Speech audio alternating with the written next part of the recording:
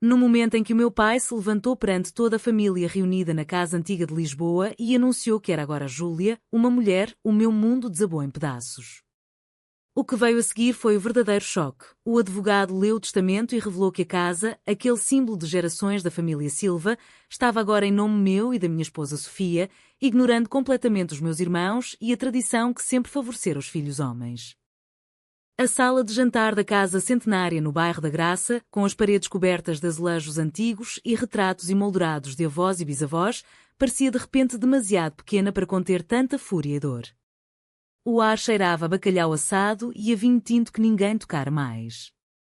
A minha mãe, Maria, ficou paralisada na cadeira, as mãos trêmulas cobrindo a boca como se quisesse prender um grito que já escapava em soluços baixos. O meu irmão Pedro, o mais velho, de 42 anos, bateu com o punho na mesa de carvalho tão forte que os copos tilintaram. Isto é uma loucura completa.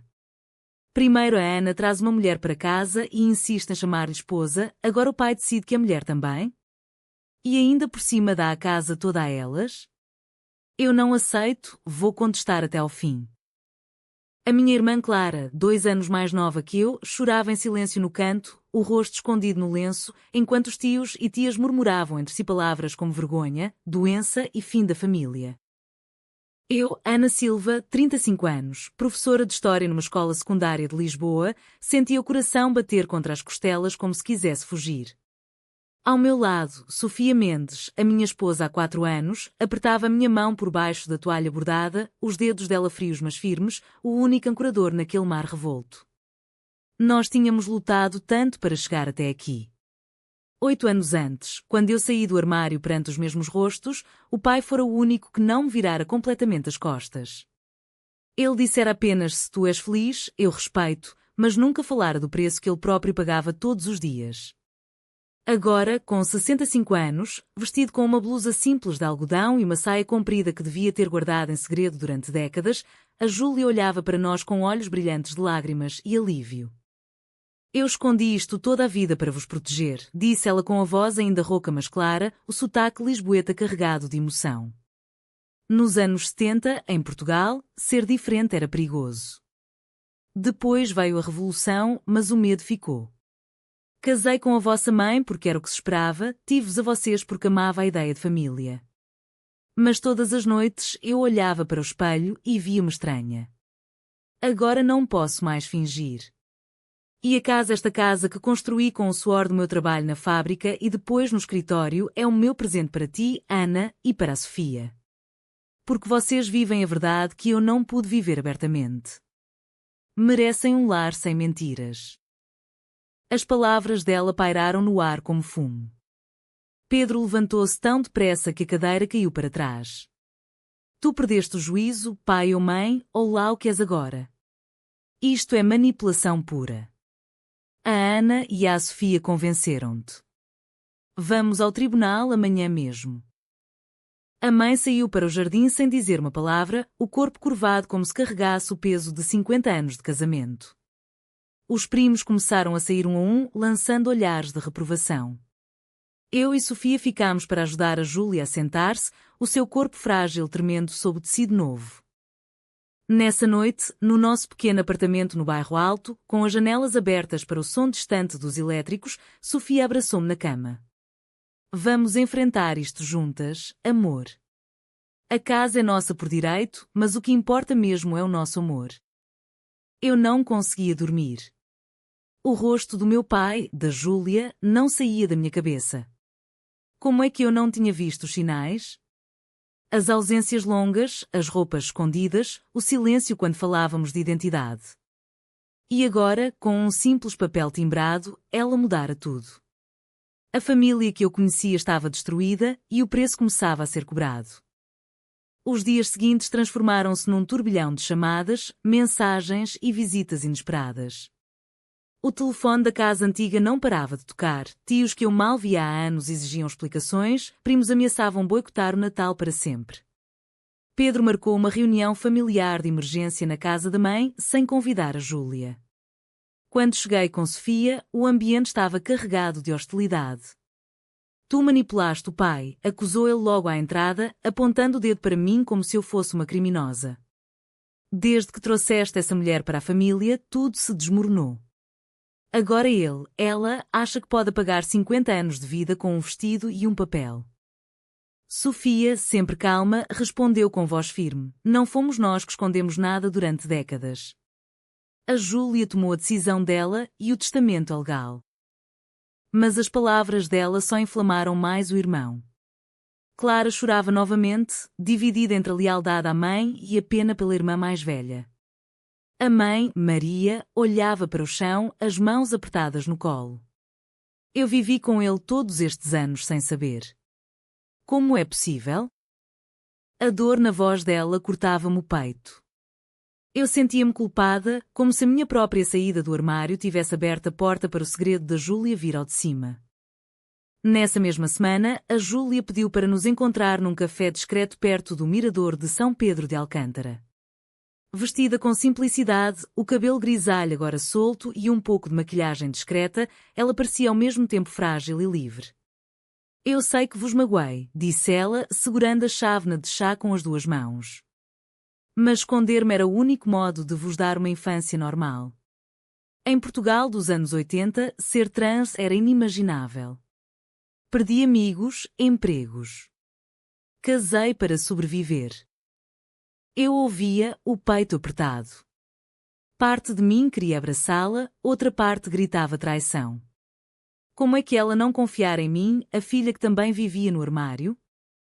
Enquanto isso, Pedro não perdeu tempo. Contratou um advogado conhecido por casos de heranças contestadas e começou a espalhar na família que a Júlia sofria de instabilidade mental provocada por uma crise de meia-idade. Os vizinhos da Graça começaram a olhar-nos de lado quando passávamos.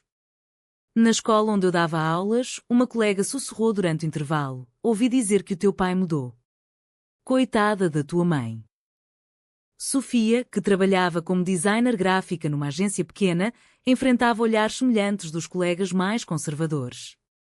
O nosso casamento, que já era frágil perante família, agora era testado pelo fogo público. Uma noite, depois de uma discussão acalorada com Pedro ao telefone, eu e Sofia caminhámos pelas ruas estreitas do bairro Alto. O ar cheirava a pastéis de nata e a vinho derramado. Ela parou sob um lampião antigo e segurou o meu rosto. Eu escolhi-te a ti, Ana. Escolhi-nos. Se for preciso vender tudo e começar de novo, fazemo-lo. Mas não deixes que eles nos tirem a verdade.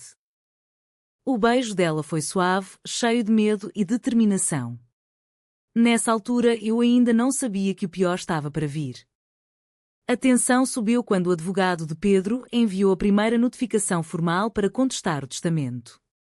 Alegavam a incapacidade mental da Júlia no momento da assinatura, citando testemunhas que diziam ter visto comportamentos estranhos nos últimos meses. Eu senti o chão fugir debaixo dos pés.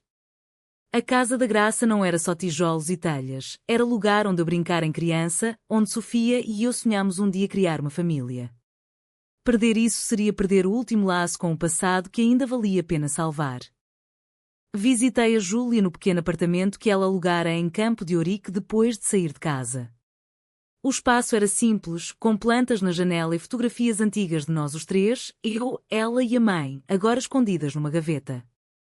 Eu não quero guerra com os teus irmãos, disse ela enquanto preparava café. Mas a casa é o meu modo de reparar o tempo perdido.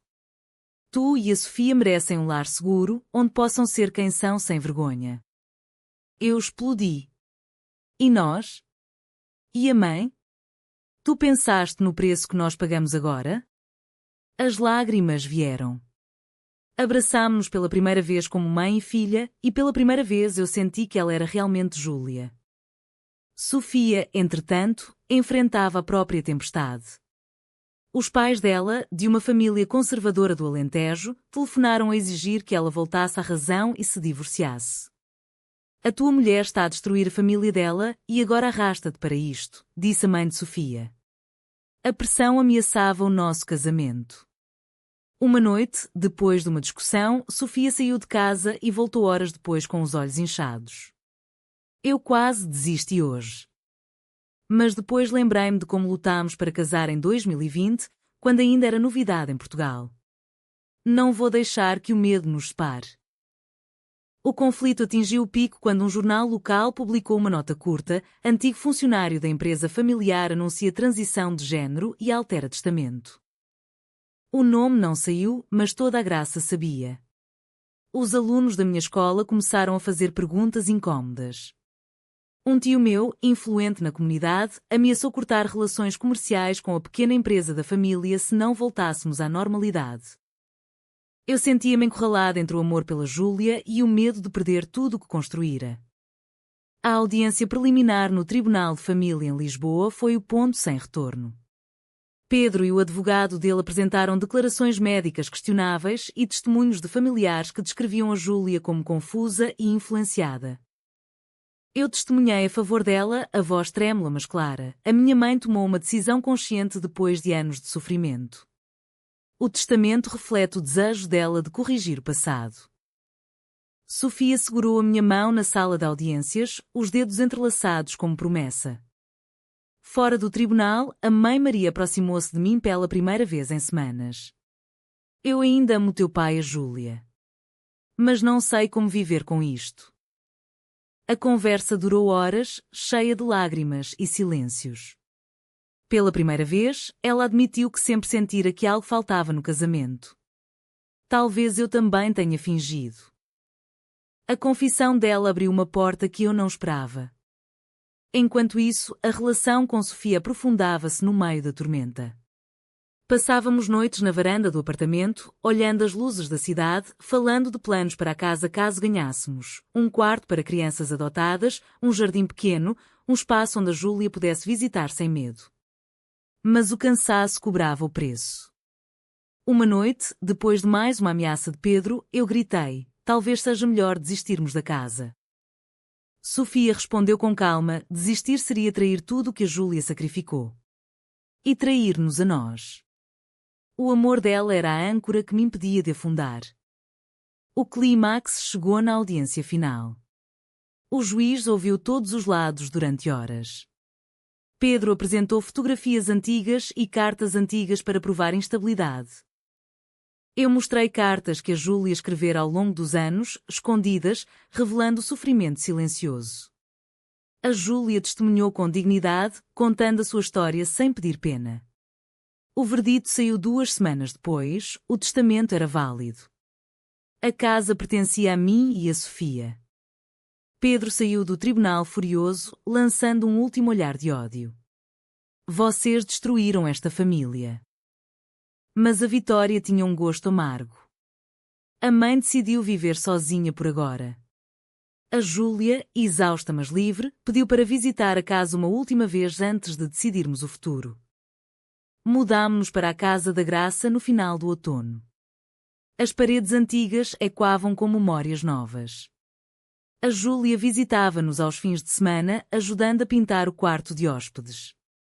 A mãe, aos poucos, começou a aparecer também, primeiro para almoços silenciosos, depois para conversas mais longas. Pedro e Clara mantiveram distância, mas uma carta chegou meses depois: talvez um dia possamos falar. Eu e Sofia sentámo-nos no jardim uma noite de verão, olhando a cidade iluminada. O nosso amor saíra mais forte da tormenta. Mas o preço fora alto, relações quebradas, noites sem dormir, dúvidas que ainda assombravam. No final, pergunto-me, foi justo meu pai esperar tanto tempo para revelar quem realmente era, ou a honestidade desde o início teria evitado tanto sofrimento, mesmo que custasse a família? Certo ou errado?